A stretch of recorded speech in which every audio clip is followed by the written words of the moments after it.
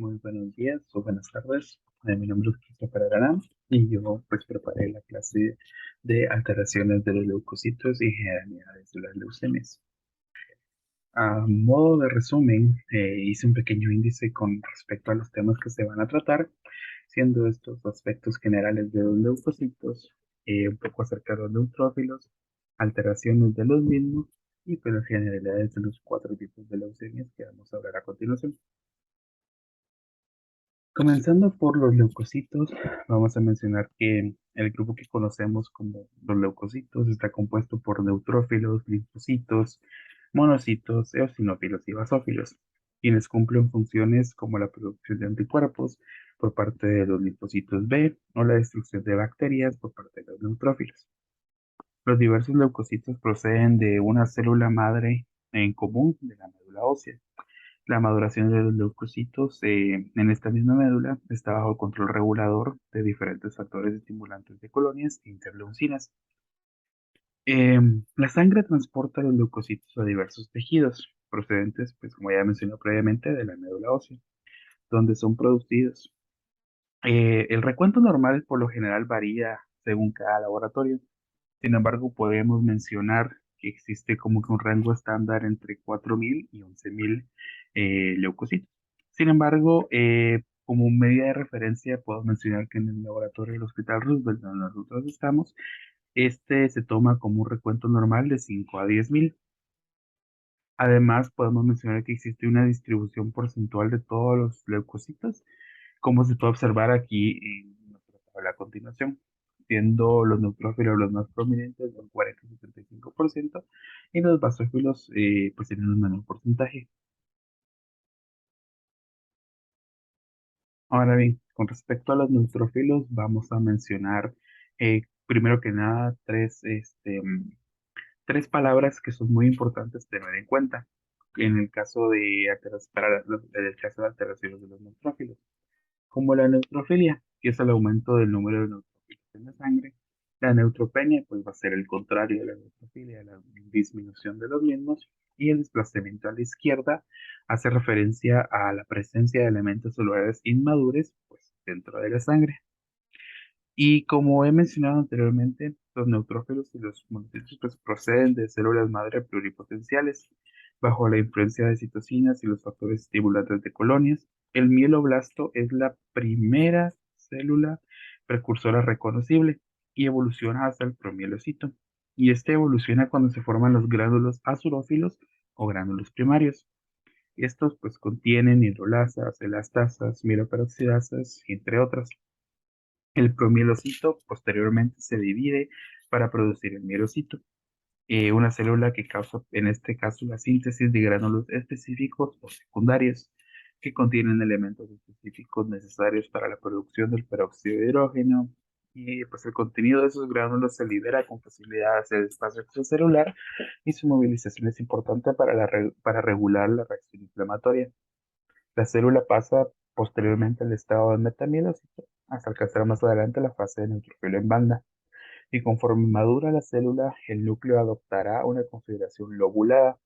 Y en condiciones normales, el núcleo del neutrófilo contiene hasta cuatro segmentos. La segmentación excesiva, en caso pues, pudiera deber a una manifestación secundaria de deficiencia de ácido fólico, vitamina B12, como así como la anomalía de Pelger-Wett, que es una limitación o un estancamiento de la segmentación nuclear. Y también podemos mencionar el síndrome de neutropenia congénita, que también incluye verrugas, hipogammaglobulinemia, infecciones y melocatesis. En algunos estados patológicos podemos encontrar dos tipos distintos de apariencia de los neutrófilos. En este caso, en una infección bacteriana grave, a veces se observan gránulos citoplasmáticos prominentes en los neutrófilos, denominados granulaciones tóxicas. Y en otro que sería conocido como los cuerpos de Dole, están las inclusiones citoplasmáticas denominadas de este nombre, que se observan durante la infección y representan fragmentos de retículo endoplasmático rico en ribosomas. Hablando un poco sobre la liberación de los mismos por parte de la médula, podemos mencionar que diversas señales específicas como la interleucina 6, el factor de necrosis tumoral, factores estimulantes de colonias y quimiosinas movilizan los leucocitos desde la médula ósea y los sitúan en la sangre en un estado no estimulado. Cerca del 90% de las reservas de neutrófilos permanece en la médula ósea, el 2 a 3% en la circulación y el resto se encuentra distribuido a lo largo de los tejidos. Las reservas circulantes aparecen en dos compartimentos dinámicos, que se conocen como circulación libre y el estado de marginación. La reserva de circulación libre incluye cerca del 50% de los neutrófilos en situación basal. Está constituida por células que permanecen en la sangre y que no están en contacto con el endotelio. Los marginados son aquellos que permanecen en contacto físico cercano con el endotelio. Ahora, para hablar un poco sobre alteraciones de los neutrófilos, podemos mencionar que la presencia de un defecto en cualquier punto del ciclo vital de los neutrófilos puede alterar y afectar las defensas del hospedador. La reacción inflamatoria suele estar deprimida y el resultado clínico es la aparición de infecciones graves. Para hablar un poco acerca de la neutropenia, vamos a recalcar, como había mencionado previamente, que esto indicaría una disminución del conteo de glóbulos blancos en sangre.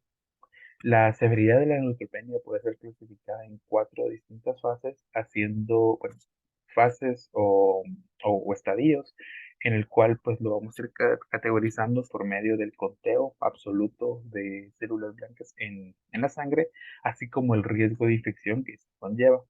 Podemos ver que lo podemos clasificar en un riesgo de infección leve, moderado y severo, asociado al estado en el que se encuentra. Una neutropenia leve, neutropenia moderada, severa y a granulocitosis.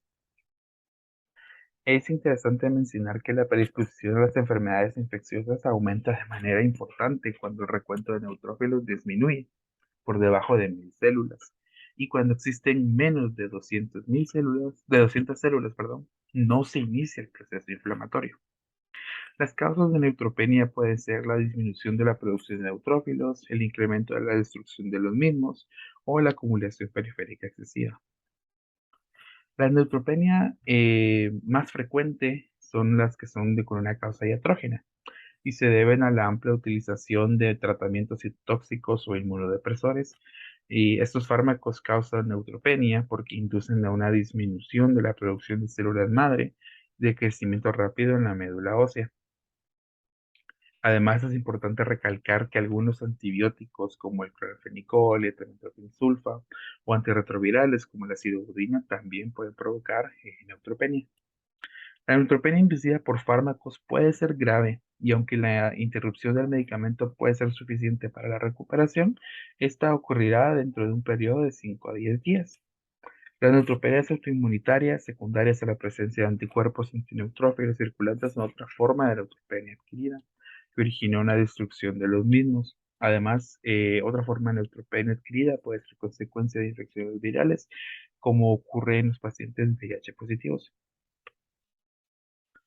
Las neutropenias hereditarias son mucho menos comunes y se manifiestan a veces al inicio de la niñez, en la forma de neutropenia constante y profunda o a granulocitosis.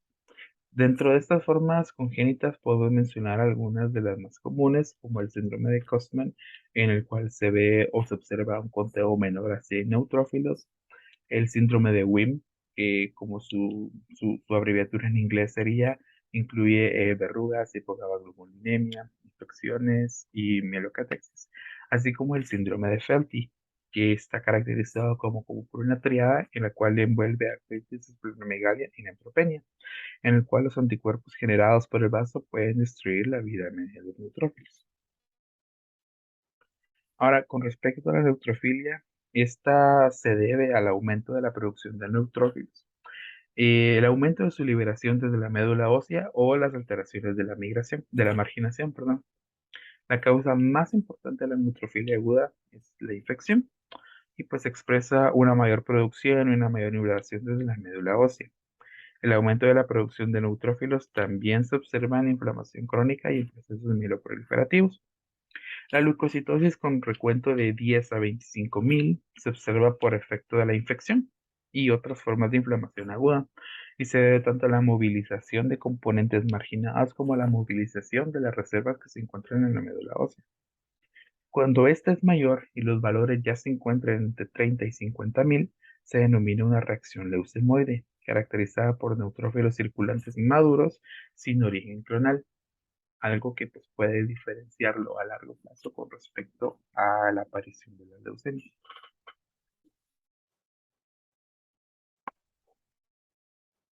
Ahora bien, en términos generales vamos a mencionar que una leucemia o las leucemias es un grupo de enfermedades malignas de la médula ósea que provoca la proliferación anormal de este tipo de células leucocitos. Entonces, comenzando por la leucemia mieloide aguda, perdón, esta es una enfermedad neoplásica caracterizada por la infiltración de la sangre, médula ósea y otros tejidos por la proliferación de células clonales no diferenciadas del sistema hematopoético. La acumulación de estas células que se encuentran en distintos estados de maduración incompleta debido a fallas en la diferenciación desplaza los elementos hematopoéticos sanos. Casi todos los casos de leucemia mieloide aguda son idiopáticos y se ha dicho que intervienen factores como la predisposición genética, radiación, contacto con sustancias químicas y fármacos. Ciertos síndromes de aneuploidía cromosómica, siendo la más destacada el síndrome de Down, pueden también relacionarse con leucemia mieloide aguda. El cuadro clínico, por lo general, de los pacientes con leucemia mieloide aguda va a cursar con síntomas totalmente inespecíficos, que inician de manera gradual o súbita, ya que son consecuencias, por ejemplo, de la anemia, de la leucocitosis, de la leucopenia, y la mayoría ha tenido estos síntomas durante 3 meses o menos antes del diagnóstico de la leucemia. La fatiga suele ser el primer síntoma de los pacientes con leucemia mieloide aguda, y otros síntomas que podemos mencionar son la anorexia, fiebre, pérdida de peso, dolor óseo, linfadenopatía, tos, cefalea, diaforesis. Ahora bien, el sarcoma mieloide es un tumor maligno extramedular compuesto por células precursoras mieloides inmaduras. Este tumor se asocia fundamentalmente con la leucemia mieloide aguda y síndromes mieloides clásicos, y generalmente debuta después del diagnóstico de la enfermedad primaria. La aparición de este sarcoma dentro de la cavidad oral como manifestación inicial de la leucemia es extremadamente rara. De hecho, se puede mencionar o se ha mencionado que esto es únicamente menor al 10% de los casos. En los hallazgos hematológicos generalmente se identificará anemia, por lo general normocítica normocrónica, y entre el 25 al 40% de los pacientes tiene recuentos menores a 5.000 leucocitos y 20% tiene recuentos mayores a 100.000. Los recuentos plaquetarios son menores a 100.000 en 75% de los casos y el 25% tiene cifras menores a 25.000. Ahora bien, existe también una clasificación, bueno, de hecho dos tipos de clasificación creados tanto por la Organización Mundial de la Salud, como es el caso de la derecha, o creada por la Asociación Franco-Américo-Británica en el año 1976, de una forma más reducida que divide en 9 distintos subtipos de la leucemia mieloide aguda.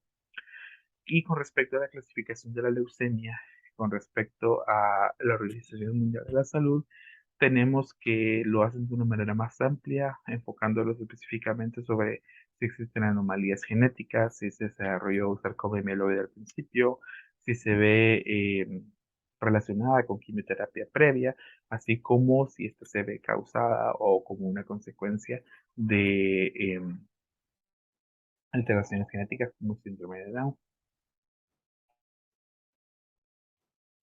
Algunos factores pronósticos que podemos tomar en cuenta para los pacientes que tienen leucemia mieloide aguda es que por lo general un buen pronóstico de la misma será cuando los pacientes son menores a 45 años con un conteo de leucocitos no tan elevados. Precisamente si son mejor si fueran menor a 25.000, eh, 25.000.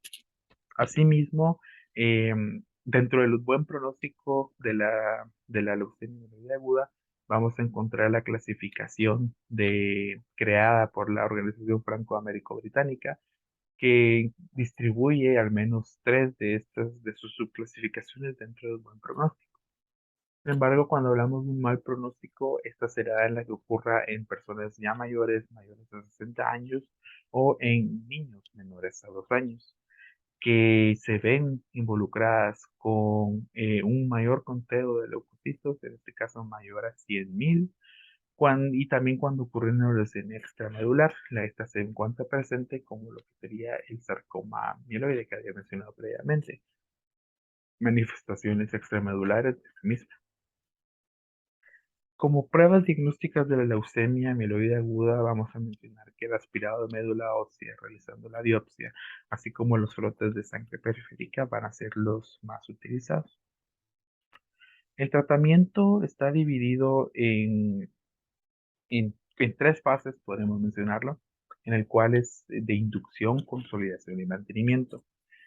Con respecto a la inducción, esta se ve caracterizada por el ataque inicial hacia la leucemia, que busca eliminar en su mayoría toda la cantidad de células normales posibles. Esta generalmente se ve con el uso de citabarina, que es un fármaco antineoplásico o antimetabolito análogo de la pirimidina que inhibe la síntesis de ácido desoxirribonucleico y la incorporación del compuesto de ácidos nucleicos.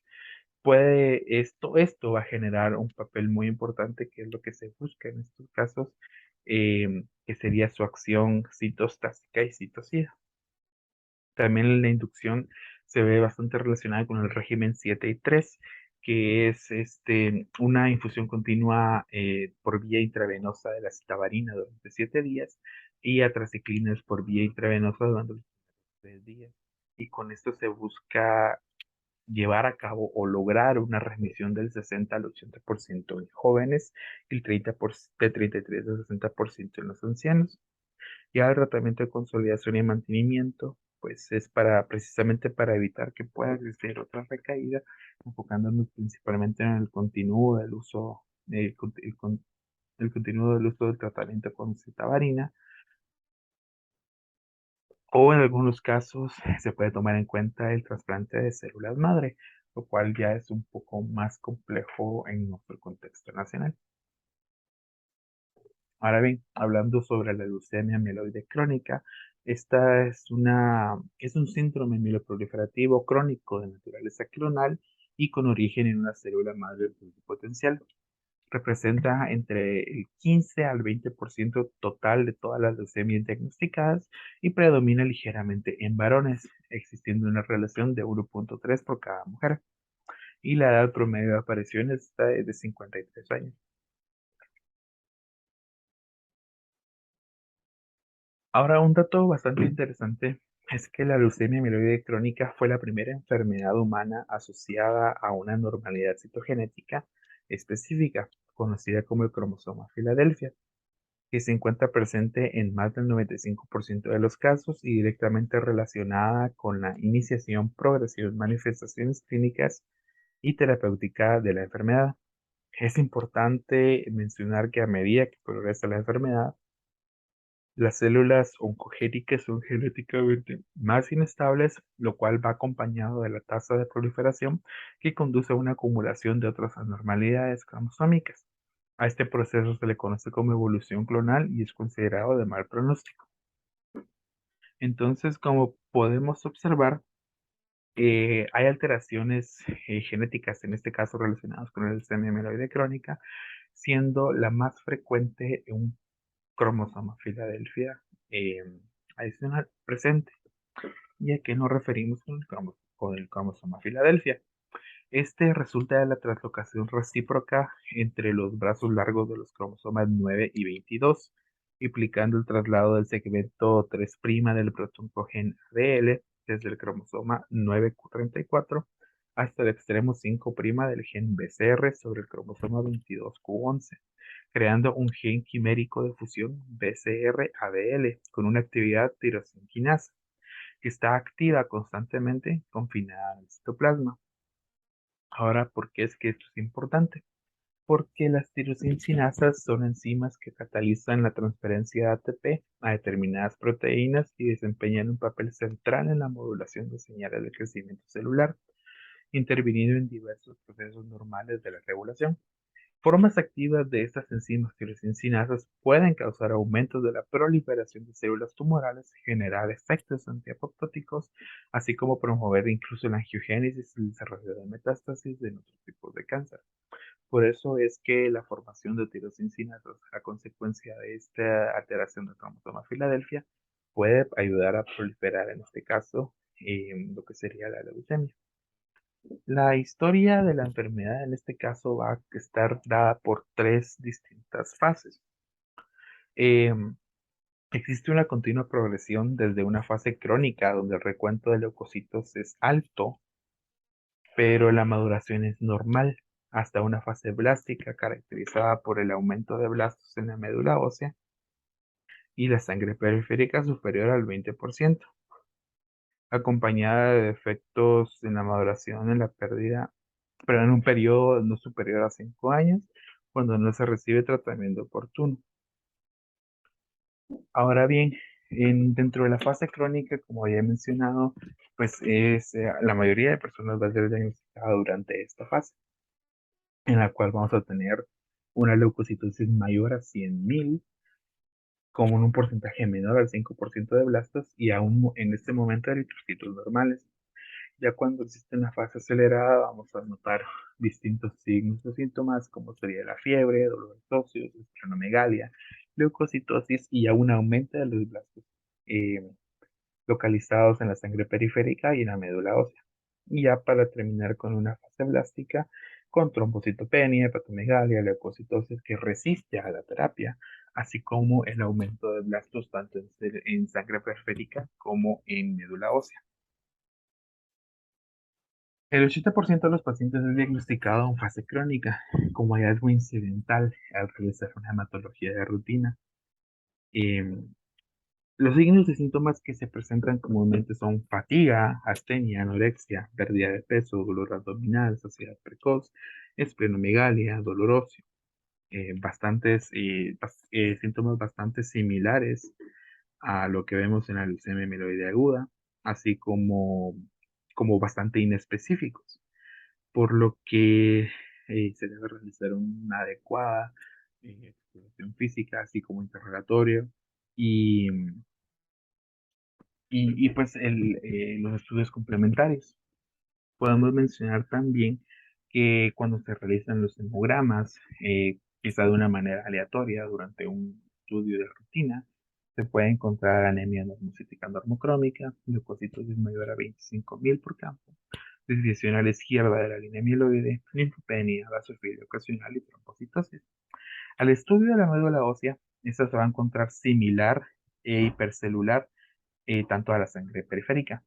El cariotipo convencional es hasta ahora la técnica más empleada para el diagnóstico confirmatorio de leucemia mieloide crónica. Sin embargo, pues realizar un cariotipo aquí en Guatemala sería un poco complicado y pues me imagino yo que extremadamente caro. Ahora, el seguimiento. El objetivo del seguimiento es identificar cualquier resistencia al tratamiento en forma temprana, permitiendo diseñar estrategias terapéuticas alternativas encaminadas a retardar la progresión de la enfermedad. Esta respuesta es mediada mediante la evaluación de tres tipos de respuestas, siendo la hematológica, citogénica y molecular. Por respuesta hematológica hablamos de un tipo de respuesta cuando el hemograma comienza a normalizarse. Es indispensable que exista un recuento de plaquetas mayor a 450.000, un conteo total de glóbulos blancos menor a 10.000, 0% de células inmaduras en sangre, basófilos menor al 5% y la normalización del tamaño del vaso. El monitoreo de esta fase debe realizarse cada 2 semanas hasta evidenciar una respuesta hematológica completa y posterior a ello, pues, continuar con los controles cada 3 meses. La respuesta citogenética está determinada por el porcentaje residual en células Filadelfia positivos en metafase, clasificándose esta respuesta en distintas fases, como lo que sería que no existe una respuesta citogenética hasta que exista una respuesta citogenética mayor o completa. Esta, pues, completa sería cuando no se detectan ya células Filadelfia positivo. La respuesta hematológica perdón, la respuesta citogenética completa puede llevarse a cabo o se puede completar al tiempo de 18 meses, y el cariotipo se considera la metodología de elección para este seguimiento. Ahora, en el caso de la respuesta metodológica completa, se espera que ocurra durante los 3 meses próximos del tratamiento. La respuesta molecular completa se va a entender como cuando no se detectan transcritos BCR-ABL en médula ósea y sangre periférica, que sería pues la alteración cromosómica o la alteración genética que se había mencionado relacionada con el cromosoma Filadelfia. El tratamiento de la leucemia mieloide crónica ha sido, bueno, existen estrategias generadas para contrarrestar o frenar el avance de la enfermedad que buscan frenar o detener la actividad de la tirosina quinasa, lo que llevó a diseñar medicamentos que lograron inhibir esta actividad catalítica por el bloqueo del sitio de unión de ATP o sustratos. Dentro de los que podemos mencionar los inhibidores de la tirosina quinasa, que serían de primera, segunda y tercera generación. Como podemos observar aquí, de primera generación el imatinib, de segunda generación el desatinib, nilotinib y bosutinib, y como de tercera generación el ponatinib. El imatinib es el primer inhibidor sintético múltiple de tirosina quinasa diseñado para inhibir la proteína de sustrato BCR-ABL. La unión de este fármaco se logra en los sitios de unión de ATP de la conformación BCR-ABL, quinasa inactivos, logrando una inhibición del crecimiento e induciendo apoptosis en las células que presentan esta conformación. El dasatinib es la primera terapia autorizada por la FDA como tratamiento de la leucemia mieloide crónica resistente o intolerante a imatinib. Es un inhibidor del receptor de leucina quinasa de segunda generación que se une al sitio de unión del ATP, haciéndolo tanto en las conformaciones activas e inactivas del dominio del dominio quinasa de ABL. Además, presenta una gran afinidad con unos menores sitios de contacto al ABL comparado con el imatinib. Y por último, el nilotinib es un inhibidor oral de la BCR-ABL que ha dado buenos resultados en los pacientes con leucemia mieloide crónica resistentes a imatinib. Es un inhibidor competitivo por el sitio de unión de ATP similar al imatinib y está indicado para pacientes en fase crónica o acelerada resistentes a el tratamiento de primera línea o tratamiento de primera generación, que se conoce como el imatinib. Ahora, continuando a la leucemia linfoide aguda, vamos a mencionar que la LLA constituye el 25% de los tumores y el 75 al 80% de las leucemias en la edad pediátrica, y el pico de incidencia máximo se establece entre los 2 y 5 años de edad y predomina ligeramente en varones. La leucemia linfocítica aguda o leucemia linfoide aguda es la consecuencia de la transformación maligna de una célula progenitora linfoide inmadura que tiene una capacidad de expandirse y formar un clon de células progenitoras idénticas, bloqueadas en un punto de diferenciación. En el caso de la LLA, se producen durante el desarrollo del estirpe linfoide. Estos precursores linfoides presentan una alta tasa de proliferación y reordenamiento genéticos, características que favorecen la aparición de mutaciones espontáneas y de otras alteraciones citogenéticas que facilitan la transformación maligna.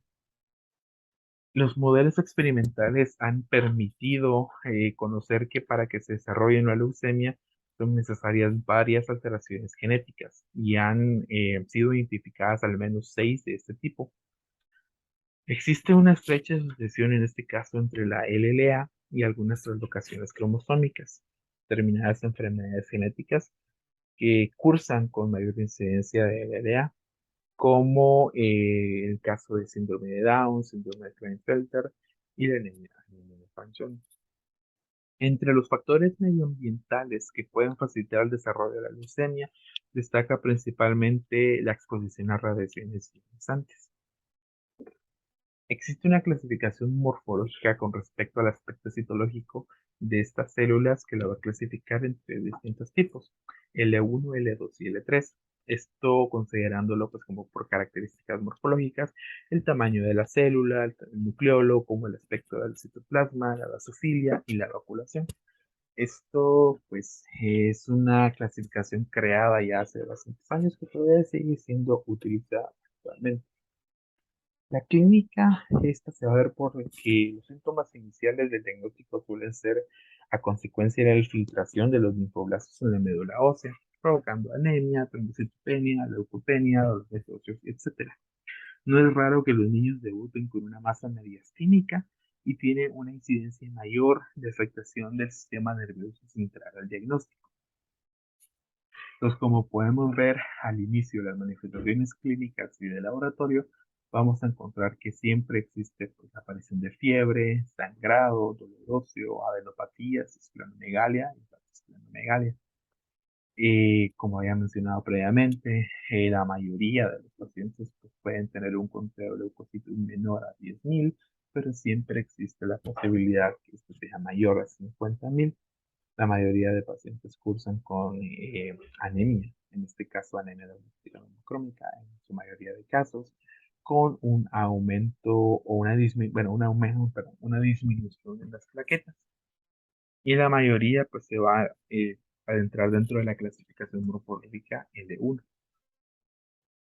El diagnóstico. La confirmación del diagnóstico se realiza mediante el estudio morfológico, citogenético y molecular del aspirado de médula ósea.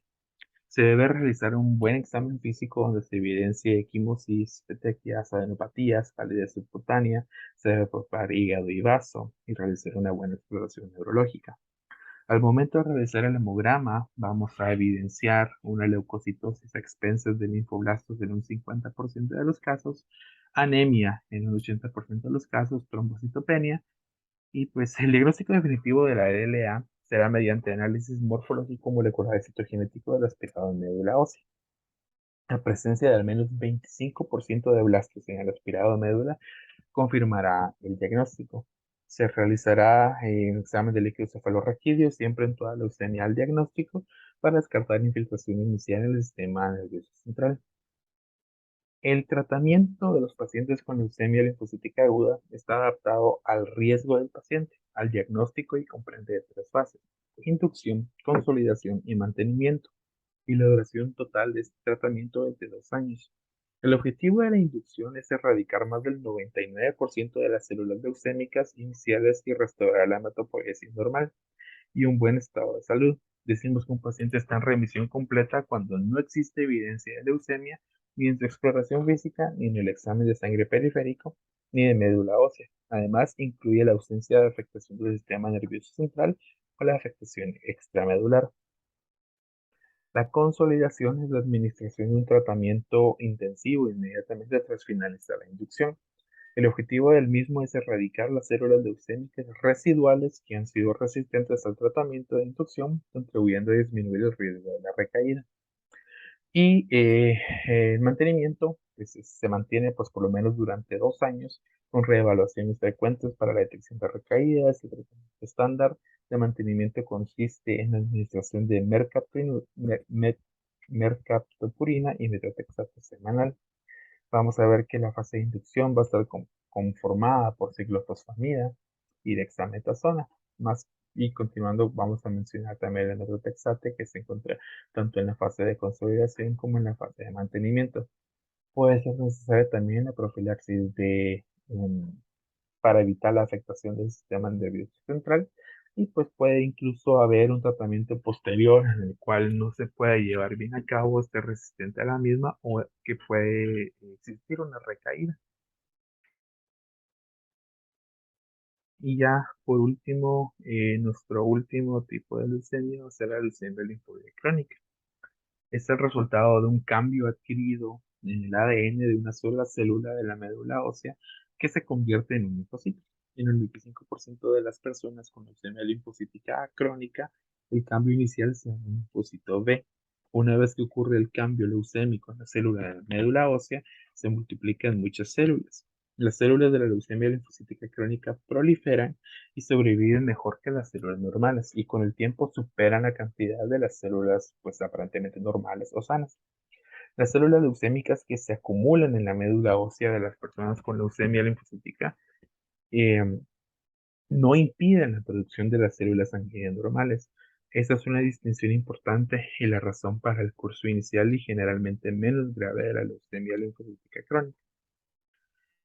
Las causas, pues no se ha asociado con ningún factor medioambiental ni externo, aunque existe una relación entre los herbicidas usados durante Vietnam y pues el desarrollo de la leucemia linfocítica crónica, como por ejemplo los agentes de guerra que fueron pues, expuestos a la agente naranja.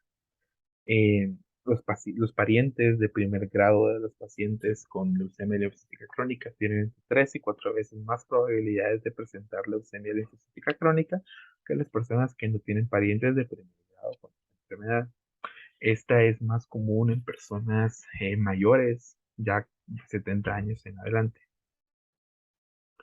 En las primeras etapas del curso de la enfermedad, la leucemia linfocítica crónica suele tener poco efecto sobre el bienestar. Algunas personas no tienen incluso ni ningún síntoma.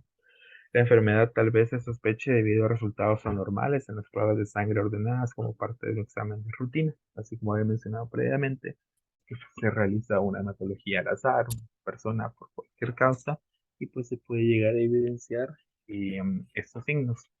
Los síntomas más comunes con los que se puede cursar son similares a los que se han mencionado previamente, incluyen fatiga, pérdida de peso, anorexia, adenopatía y esplenomegalia. Un paciente con LLC tendrá un conteo elevado de linfocitos, además conteos bajos de plaquetas y glóbulos rojos, y pues un examen de médula ósea demostrará un aumento de la cantidad de linfocitos en la médula y a menudo una disminución de la cantidad de células normales. La estadificación, esta pues ayuda a evaluar la progresión probable de la enfermedad con el tiempo y también a desarrollar un plan de tratamiento. Toman en cuenta los siguientes aspectos: el aumento del conteo de linfocitos en sangre y médula, el tamaño y distribución de ganglios, tamaño del vaso y el grado de anemia y disminución del conteo de plaquetas. Entonces podemos ver dos tipos aquí de estadificación que mencionan riesgo bajo, intermedio y riesgo alto, o dividido en una categoría de A, B, C. Podemos observar que en el riesgo bajo hay un aumento anormal de la cantidad de linfocitos en la sangre circulante y la médula ósea. El riesgo intermedio ya contempla el aumento normal de la cantidad de linfocitos, así como el agrandamiento de ganglios linfáticos. O en este caso también el aumento de linfocitos y también el agrandamiento del vaso del hígado, hepatosplenomegalia o espleno o hepatomegalia independientemente. Y ya con riesgo alto podemos mencionar el aumento normal de la cantidad de linfocitos en la sangre circulante y pues ya una presencia de la anemia o conteo bajo de plaquetas. Cuando, bueno, eso sería el sistema de clasificación de red. Ahora bien, si hablamos del otro tipo de clasificación, ABC, pues ocurre de una manera similar, eh, tomando en cuenta siempre los aspectos relacionados como el conteo de hemoglobina y el conteo de plaquetas. El tratamiento de la leucemia linfocítica crónica inicia cuando se presentan síntomas relacionados con la enfermedad y como ya había mencionado previamente, se encuentran fatiga, adenopatías, esplenomegalia, pérdida de peso, sudoración nocturna, anemia, trombocitopenia, etc. Por lo general, los fármacos que se encuentran aprobados para el tratamiento de esta leucemia van a ir relacionados con quimioterapia, siendo estos los que podemos observar a continuación: entusiasmia, chlorambucil, pues enfocados directamente al tratamiento quimioterapéutico.